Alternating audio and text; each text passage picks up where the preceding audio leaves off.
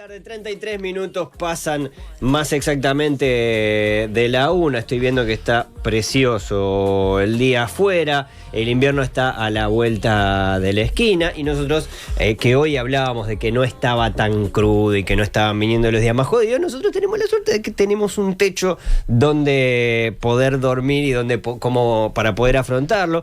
Porque vamos a hablar junto con Daniel Turco Márquez y con Elisa Liber sobre personas en situación de calle, particularmente en días de invierno. ¿Cómo les va, chiquilines? ¿Cómo están? ¿Todo bien? ¿Cómo están? ¿Todo bien?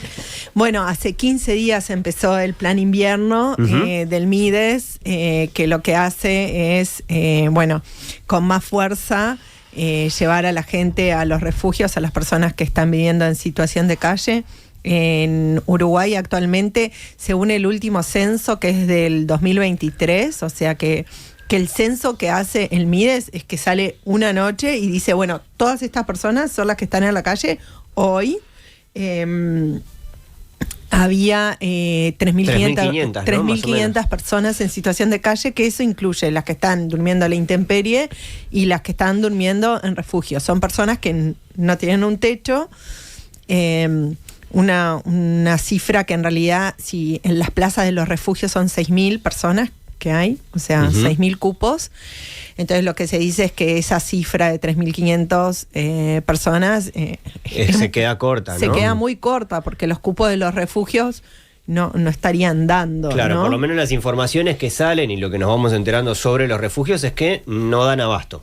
Sí. O sea, que normalmente hay gente esperando afuera, que además se generan situaciones bastante tensas para poder conseguir un lugar, para poder entrar y... También lo que ocurre es que sí hay cupos, y lo que dicen las autoridades del gobierno pasado y lo de es que hay cupos. Lo que pasa es que los refugios están en lugares que muchas veces son a trasmano. También decían eso. Entonces es difícil llegar y es difícil decir, bueno, yo hago una cola lo decía ayer el ministro de Desarrollo, Sibila, decía... La gente hace cola, de repente espera, no sé, una hora, cuando llega no queda cupo ahí, se tiene que ir a otro lugar, no tiene cómo llegar.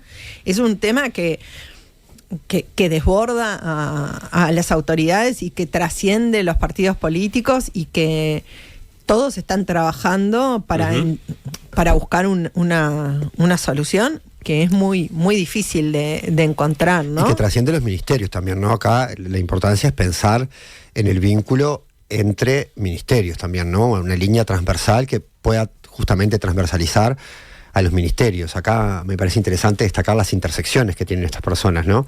Las intersecciones de las personas que viven en situación de calle involucran al Ministerio del Interior, el INR, porque muchas de esas personas estuvieron en privación de libertad. Sí. Instituto Nacional de Rehabilitación, por las dudas, las cárceles. Ahí va. Entonces, lo doy por obvio, pero está bien no darlo por obvio. Esto de que las personas cuando entran en la cárcel y el tiempo que están en la cárcel pierden mucho sus vínculos. Entonces, cuando salen no tienen un hogar donde volver y a su vez salen con un daño, acá me interesa porque tiene que ver mucho con la salud, salen con un daño ya adquirido, muchas veces irreversible a su salud. Porque el tiempo de estadía que tuvieron dentro de la cárcel implicó mala alimentación, violación a los derechos humanos, ni que hablar, todos sabemos cómo viven las personas que están en las cárceles, muchas veces con un daño irreversible a su salud mental, también por las condiciones de encierro. El encierro no es gratis, tiene daños específicos vinculados a depresión, ansiedad, otras patologías de salud mental, y a su vez la mala alimentación, el no estar al aire libre, etcétera, genera aumento de enfermedades crónicas prevalentes, ¿no? Diabetes, hipertensión, todo lo que tiene que ver con los estilos de vida de las personas. Salen con una carga de enfermedad enorme a la calle. Entonces también pensemos... Tiro un dato, sí. Pero que el 53% de las personas en situación de calle estuvieron en la cárcel. Sí, y ese dato es muy importante, pero también la cárcel adjudica otro problema de salud grande que muchas veces es invisibilizado y lo produce el propio Estado, que es quien cuida a las personas que están en situación en privación de libertad, que es el consumo problemático de sustancias. La cárcel, hay mucho consumo, hay mucho venta y distribución de drogas, y sale con un síndrome de abstinencia, a su vez, ¿no? Entonces es el síndrome de abstinencia hasta que logra conseguir un lugar en esta pérdida de red que tiene. También muchas veces los años en la cárcel hace perder la red de abastecimiento de consumo de drogas. Entonces en la calle están con un daño a la salud biológica, con un daño a la salud mental y a su vez con un consumo problemático de sustancias o un problema de abstinencia.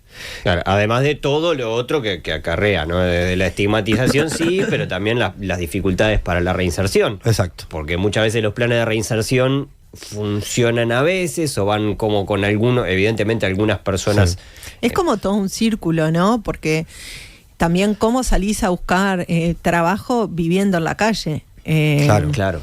Que muchas de las personas que vienen en situación de calle, cuando van a buscar, porque muchas de las personas ahí, nosotros tenemos una serie de prejuicios también grandes, muchas de esas personas están buscando trabajo, que es la única forma también de tener techo, ¿no? Uh-huh. De tener un techo permanente y propio, están buscando trabajo y se les complica un montón, ya sea porque están en la calle y muchas veces tienen que decir, bueno, no, pasar la dirección de un pariente, decir vive las condiciones de higiene después para poder trabajar, claro, y para poder llegar, y también que vivir en la calle. Justo el otro día me preguntaba un familiar, me decía, un familiar pequeño, bueno, mi hija, para no nada, dice, ¿por qué tanta gente que está en la calle consume? Que el 70% de las personas que están en calle consumen pasta base. Hay que estar en la calle. No estoy diciendo, porque, a ver, nosotros desde la comodidad de nuestros hogares, de nuestro techo, decimos, ¡ay, qué espanto, qué horrible! ¿Cómo viven en la calle? Sí, y tienen 2 mangos y los 2 mangos se los gastan en droga. Y ¿no? Bueno, pero ¿cómo haces para y ahora el razonamiento automático cuando, sí, claro. ¿Y cómo haces para resistir después de todas las vulnerabilidades y todas las vulneraciones que viviste durante toda tu vida, ¿no? Obvio.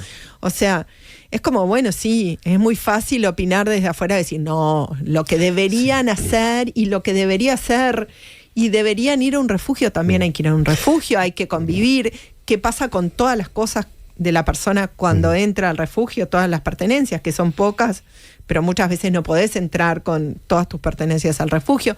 ¿Qué pasa con los animales? Que son a veces los vínculos que tienen esas personas. Vínculo y hasta fuente de calor en invierno. O sea, esto de estar pegado a un animal también es una forma de dormir. Hay algo que relatan mucho las personas en situación de calle en primera persona, que es, bueno, muchas veces su red y su fuente de afecto es un animal, pero también es la forma de dormir acompañado y recibir calor de otro cuerpo, y eso evita algo que es sumamente importante y que nosotros como sociedad creo que no nos podemos acostumbrar a que personas mueran de hipotermia. Es tremendo morir de hipotermia. Sí. Es tremendo morir de frío. Uh-huh. Y eso ocurre. Y ya el invierno no está en su peor momento y ya murió una persona de hipotermia. Claro, de hecho creo que los primeros planes de invierno, por lo menos que recuerdo que se informaron que van a empezar a salir, eran a partir justamente de estas noticias, ¿no? Claro. Que llegaban los primeros fríos, las primeras noches heladas, las cuales se llevaban a una persona, por ejemplo, ¿no? Y claro, es un problema evidentemente a resolver, grueso. Y la suma, yo acá también me detengo un poco para hablar de la suma de los estigmas, ¿viste? Es como, también en el sistema de salud yo lo visualizo un montón, ¿viste? Es como, justo se suman estigmas que socialmente no estamos preparados. Yo conversaba con Eli el otro día de que me impactó mucho el asesinato en la puerta de emergencia del Hospital de Clínicas de una persona con problemas de salud mental. Sí. Y escuchaba a personas, autoridades y no autoridades, justificar o amparar el relato de la muerte vinculado a una patología de salud mental. Ese discurso es sumamente estigmatizador. Es esto de, bueno, una persona que estuvo en el Vilar de Bo, bueno, ¿y qué tiene que ver eso? Uh-huh. Es una persona que estaba violenta, así como habitualmente asistimos las personas que trabajamos en las guardias de los hospitales a situaciones de descompensación psiquiátrica, pero hay un protocolo para proceder a eso.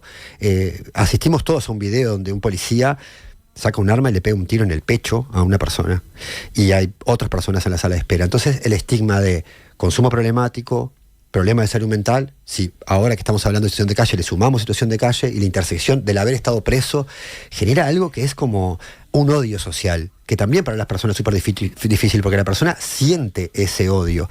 Y acá la salud no está ausente. Me parece que la salud tiene que ser, o la mirada desde la salud tiene que ser protagonista.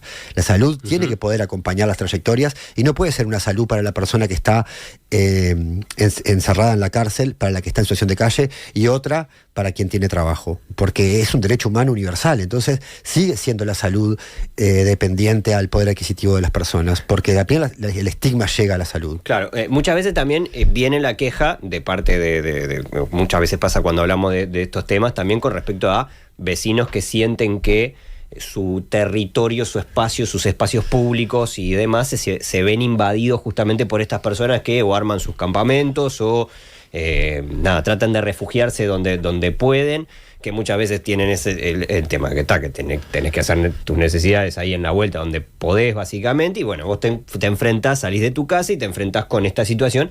Creo que eso tampoco... a ver, como el primer derecho es a tener una vivienda digna. Claro, ¿no? El primer derecho es a tener una vivienda digna. Y es totalmente comprensible y nos pasa a todos, ¿no? Porque convivimos con esa situación. Es un tema de convivencia ciudadana también, ¿no? Es un tema de convivencia ciudadana. La pregunta es: ¿qué hacemos nosotros como sociedad? ¿Qué es lo que está pasando? Que tenemos 3.500, 6.000 personas que están viviendo en la calle, que veíamos que Sibila lo decía también, el Estado es productor de personas que viven en la calle, porque el 50% estuvo en la cárcel, porque el 25% estuvo en el INAU y termina. Entonces, como sociedad y como Estado, no estamos acompañando qué pasa con esas personas que terminan, salen de la cárcel o salen del INAU. ¿Cómo hacemos para no acompañarlas, para perderles el rastro absolutamente y que se empiecen a transformar en personas invisibles, ¿no? Yo aprovecho invisibles como invisibles y visibles, porque si fuesen invisibles a nadie le molestaría. Porque en los asentamientos está lleno de gente que vive en situaciones precarísimas, lo que pasa es que no las ves, entonces... Bueno, no nos preocupa. El tema de situación de calle nos preocupa tanto porque nos interfiere con nuestros derechos, lo cual es totalmente válido. Pero tenemos un problema que tenemos muchísima gente en situación de calle. Yo ahora paso el chivo, ¿no? Yo iba justamente a pasarlo. No, recomendarle a la gente que es importante acá escuchar la voz en primera persona. Me parece súper interesante. Y ahí recomendarles Periplo. Pueden encontrarlo en Instagram, pero te dejo a vos. No, justo estamos con una productora de contenidos periodísticos nuevo que se llama Periplo, que la pueden encontrar en Instagram o en YouTube. ¿verdad? Y la primera historia que hicimos es de una chica en situación de calle, que sale estuvo en aldeas infantiles toda su vida. Bueno, no les voy a spoilear la historia, la pueden ver. Que sale de aldeas infantiles, vuelve con su padre, tiene una cuestión de vínculos y termina en la calle con 18 años y empieza a ir desde la calle a los refugios. Una chiquilina instruida, divina, no consume, y que termina en esa situación porque tiene también ahí, en todos estos casos hay una ruptura muy grande de los vínculos, ¿no? Y ruptura con el Estado también, ¿no? O sea, llegar a la cárcel implicó previamente vulneraciones a sus derechos que terminan esta situación. Antes se podía haber llegado. Esta chica no estuvo... Digo, en general. Sí. Pero estuvo institucionalizada, ¿no? Estuvo institucionalizada, pero no por violar, estuvo institucionalizada porque no... Y ahora está embarazada, ¿no? Y lo que es interesante es escucharla, ¿no? Me parece, y justamente lo que nosotros buscamos con estas historias es escuchar, porque estamos llenos de prejuicios, ¿no? De las personas que viven en situación de calle, no quieren nada, no les importa nada, hacen sus necesidades en cualquier lado. Y vos le escuchás su historia y lo que tiene para contar y lo que siente de vivir en la calle y lo que hace y cómo se higieniza. Y realmente te cambia la percepción. Yo no digo que todas las personas sean así, pero también hay una búsqueda de dignidad en todas esas personas que viven en la calle y una búsqueda de querer salir. No es gente que no le interesa nada. No, claro. Pero porque vos ves a la gente en situación de calle con su colchoncito, con su frazada, con sus cosas más o menos ordenadas. Sí, revisa la volqueta. Pero realmente me parece que no estamos viendo que atrás de estas 6.000 personas hay humanos, hay historias y hay gente que quiere salir adelante. Y la gran pregunta es qué hacemos nosotros como sociedad, cada uno de nosotros. Ahí cuando publicamos la historia en Instagram, no saben lo que son los comentarios de la gente. No digo nada nuevo, ¿no? Ujú. Pero es como, ¿a quién se le ocurre vivir en la calle en esa situación y traer a un hijo como de un nivel de, sí, yo desde la comodidad de mi hogar puedo decirle, tomarse el tiempo de escucharlas, de verla, de salir a la calle, de hablar con la persona, de decir, bueno, ¿qué podemos hacer cada uno de nosotros? Porque claramente nadie se salva solo en esto. Claro, ¿no? ahora, fue durante la última, no recuerdo si fue la última rendición de cuentas, que se habló mucho de salud mental, se habló de una Sí. inversión en salud mental y, por lo que tengo entendido, además, se quería abarcar justamente este tipo de casos, de las personas en situación de calle y demás. Estuvo también bajo el debate, esto también durante la última administración, de la internación compulsiva en algunos casos. Creo que todo eso, si no tengo mal entendido, no pasó nada, ¿no? Y bueno, yo creo que también es que también acá uno se indigna bastante porque a mí me toca atender un montón de personas en situación de calle, atender su salud. Entonces hay algo por suerte no todos los políticos son así, pero hay algo de oportunismo de campaña muchas veces que es tipo, bueno, la promesa, y a veces también esto de, recuerdo que lo mencionaba, sale esto de la internación compulsiva. Sí. Terminó siendo algo irreal porque era las personas que nosotros atendíamos en los servicios de salud te decían, no, lo único que ocurrió es que me mudé de cuadra, porque ya sabía que por 18 de julio iban a pasar y me iban a llevar compulsivamente, entonces me mudé. Entonces pareciera que el problema se terminaba porque no estaban en 18, pero estaban en otro lado. La gente sigue existiendo por más que no la veamos. No, Claro. o te llevan compulsivamente, te internan 10 días, un mes, y después, ¿qué pasa? Y también, Después volvés a la calle. O sea, y a ver, a mí me consta, porque también para todo este trabajo que estuvimos haciendo, y además porque vengo siguiendo el tema hace tiempo, que las autoridades del gobierno anterior y de este gobierno se están, o sea, quemando el cerebro. Es una problemática gigante, y como decía el Turco, que tiene una interseccionalidad porque es cárcel, es INAU, es salud mental, Sí. es droga, es refugios, es acompañar, es trabajo, ¿no? Es vivienda. Entonces, claro, al MIDES, el MIDES es el último tapón del gobierno y del Estado, pero incluye a un montón de ministerios. que no son tan visibles asociados a esta problemática. Viste que lo más visible es el MIDES y cuando ocurre algo es al MIDES vinculado a calle. Pero yo creo que también desde la ciudadanía tenemos que ampliar la mirada y pensar en la salud de estas personas. Creo que el Ministerio de Salud y ACE tiene que ser protagonistas en esto, pero a su vez también el Ministerio de Vivienda. Viste que no están tan visibles como responsables de esta problemática. El Instituto Nacional de Rehabilitación. Totalmente. Y el Ministerio de Educación. Entonces, si vos empezás a pensar, es una problemática gigante. Yo ayer escuchaba la entrevista de La Diaria de Gonzalo Sibila y le creo que realmente están haciendo todo lo que está a su alcance para... Fue muy sensata esa entrevista, me gustó mucho. Muy sensata, y yo he hablado con Fernanda Ausperger, que es fue la encargada de personas en situación de calle en el gobierno anterior, y también es una persona que ahora sí, comprometida. Muy comprometida con el tema. Lo que pasa es que es gigante, gigante y tiene como muchísimas aristas. También hay una población que mayormente es masculina, hombres, que es un problemón, de 18 a 40 años, que es la edad súper productiva, que tenemos un país envejecido y tenemos también a 4.000 personas viviendo en la calle que no están, muchas trabajan, pero muchas no, y el aumento de las mujeres en situación de calle, que también está aumentando. Y atrás de esos hombres, todas las mujeres que están criando hijos en zonas también vulneradas, solas, ¿no? Sí. Porque entonces es como un dolor enorme esto, ¿no? Y tampoco, y después te volvés a tu casa y te haces el café con leche, pero realmente... ¿Qué hacemos? Nos debería desvelar a todos esta y miles de situaciones más, ¿no? de pobreza en Uruguay.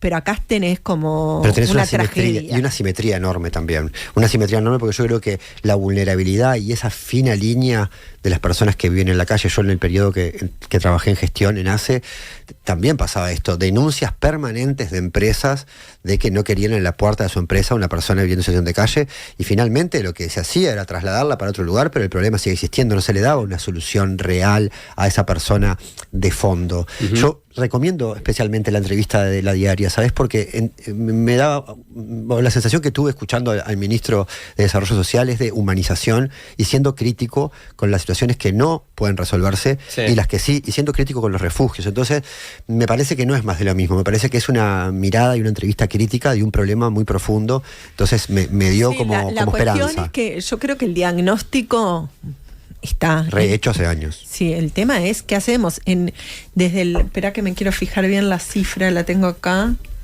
Ay, espera que se me fue. Desde el 2011 a ahora, o sea, en 15 años, hay 175% más de personas en situación de calle. También tenemos un problema ahí. ¿Qué pasó? Pero yo sé lo que creo que es deducible que también todos los alimentadores de la situación de calle también aumentaron. Aumentó las personas privadas de libertad. Acto consecuente, aumenta las personas en situación de calle. Aumentó el consumo problemático de sustancias, aumentó la situación de calle. Entonces me parece que también los productores de la situación de calle aumentaron, la situación de calle aumenta a expensas de estos promotores, digamos. La LUC tenía condenas al microtráfico, ¿no? Claro. Me imagino que también eso debe ser como... Sí, claro. O sea, penas un poco más grandes, pero después esas personas también quedan libres. Es un factor totalmente dependiente, seguro. Sí, es por eso. Seguir sumando variables y es enorme.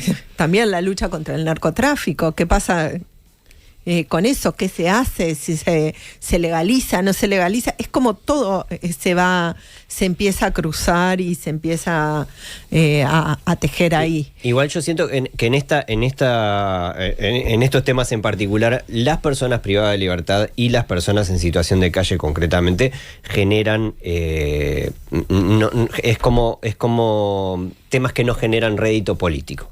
¿Me explico? Es decir, como que generan un rechazo de que se gaste y que se invierta de mis impuestos en este tipo de cosas. Sí, ¿no? Lo que pasa es que empieza así a generarte un problema cuando los tenés viviendo en la puerta de tu casa o cuando sentís que tenés un tema de seguridad. Y ojo, obviamente es un tema que afecta mucho más a la población más pobre. Sí, claro. Pero hay muchas personas en situación de calle que vienen de familias que es un tema de adicciones y que terminan en la calle muchas. Entonces, también ahí tenemos otro tema pero también acá hay algo del imaginario que pareciera que los ricos están protegidos de los problemas de salud mental y del consumo problemático. Creo que en el imaginario pasa un poco eso. No, ya a esta altura. Pero sabes que yo creo que seguro tienen más oportunidades de tratamiento. Yo no tengo duda de eso. Las personas con alto poder adquisitivo pueden pagarse la terapia, pueden pagarse su salud mental y pueden pagarse la clínica de rehabilitación en el mejor lugar. Las personas pobres no. Pero igual, de todas formas, esa transversalidad de la pobreza y el estigma y el odio al pobre, a mí me impacta el odio al pobre. Yo hace muchos años que ejerzo la medicina, pero siento que cada vez está más a flor de piel ese odio al pobre, ¿viste? Es como, porque ya no es hay un odio también a la salud mental, a las personas con fragilidad de salud mental. Y esta cuestión de, bueno, se lo buscó o... Algo habrá hecho para... ¿no? O no está haciendo nada, o cómo no alimentás, o cómo a los niños, o cómo puede ser que jodete si vendiste droga. Escuchame, mirá en la situación, o sea, en que nacen, en que se crían, en que viven, y yo me siento también muy mal en decirlo y denunciarlo, y también es como, bueno, ¿cuál es la solución? Entiendo que yo no soy Estado, pero soy parte de esta sociedad. Entonces, es como, de vuelta, ¿qué hacemos? O sea, es una vergüenza que como sociedad tengamos esta situación de pobreza y de situación de calle extrema. Arrancaría por no pensar si fuera tomador de decisión, que no lo soy, en no pensar este tema en forma fragmentada, que es el abordaje histórico que se ha hecho, ¿no? Fragmentar implica, por un lado, la salud. Sí, hay reuniones donde el 105 y la situación de calle y el MIDES con el Ministerio de Salud, etcétera, pero no fragmentar el análisis, porque si nosotros no pensamos en una trayectoria que llega a que la persona esté en la calle, estamos fragmentando, porque si esto lo miramos separado, lo que recién dijimos, calle, salud mental, etcétera, y no pensamos todas las carteras que están involucradas en esto desde el Estado, y bueno, sigue siendo una mirada fragmentada. Me consta que en el MIDES están teniendo una visión actual y anterior, una visión que incluye que haya un departamento de drogas dentro del MIDES, que no lo había. Claro, pero está también lo que dice Ale, que también lo entiendo y lo acompaño, ese razonamiento, que es vos, rédito político, ¿no? Sí. No tenés ahí votantes cautivos de que hagas una acción y tengas futuros votantes. No, porque los presos, por ejemplo, no votan, y acá hay un gran porcentaje que va circulando entre la privación de libertad, etcétera. No, pero además creo que se genera lo opuesto, estoy de acuerdo. ¿No? Con respecto a voy a invertir en calle, te llevas votos en contras de la clase media y clase media alta. Claro, de mis impuestos se pone plata para estas personas que delinquieron y que tienen, ¿por qué tienen que estar, que se pudran, ¿no? El famoso que se pudran en la cárcel. Sí, totalmente. Y que sin palabras, ¿no? Sí, no, es como durísimo, tristísimo y nada, y ojalá que todos pongamos al menos eso, un granito de arena desde el lugar que podamos, por lo menos de esto, de visibilizar de que hay otra persona que tuvo una vida de mierda. Y bueno, no producir, yo creo que por lo menos no producir odio. Yo creo que cuando pensamos que a las personas no les llega el odio, súper llega en esto de acompañar la salud. Si vos ves la historia de Agustina, repetí dónde lo pueden ver. Instagram Periplo. Ahí entran en Instagram en Periplo o en YouTube Periplo Media. O en www.periplo.com.uy. Lo primero que nosotros le preguntamos, ¿tenés miedo de vivir en la calle? Y dice, no, yo siento vergüenza. Un montón. O sea, es como, y que uno nunca lo piensa eso, ¿no? Dice, a ella le da vergüenza estar viviendo en la calle. Y que todos la miren dormir ahí. Todos a mirar ahí Periplo, que recomiendo, que está interesantísimo. Gracias. Vamos arriba. Eli Turco, muchísimas gracias. Ni que hablar que estos son temas que por su transversalidad, por su profundidad, por su sensibilidad y demás, dan para charlar muchísimo tiempo y ver todas sus aristas, pero se nos terminó el tiempo, son las 2 de la tarde, ya viene todo por la misma plata. Nosotros volvemos a conectarnos en Justicia Infinita el día de mañana jueves. Veremos en qué anda Gonzalo en sus aventuras europeas. ¿Qué más perdió? Nos vemos, hasta mañana.